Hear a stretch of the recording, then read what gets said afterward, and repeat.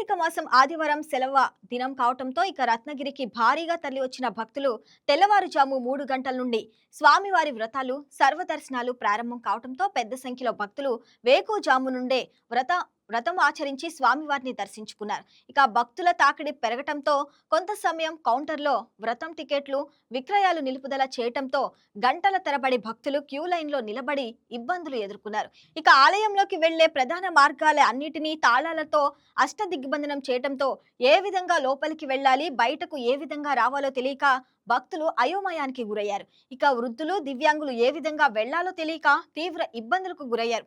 ఇక అధికారులు ఆలయ ఈవో విఐపీల సేవలో నిమగ్నం అవటంతో సామాన్య భక్తులను పట్టించుకునే వారు లేకపోవడంతో తీవ్ర ఇబ్బందులకు గురయ్యారు. ఇక కొండపైకి వెళ్లే ఘాట్ రోడ్లోని జేసీబీని అనుమతించడంతో ట్రాఫిక్ కు అంతరాయం కలగటంతో భక్తులు ఇబ్బందికి గురి కావాల్సి వచ్చింది.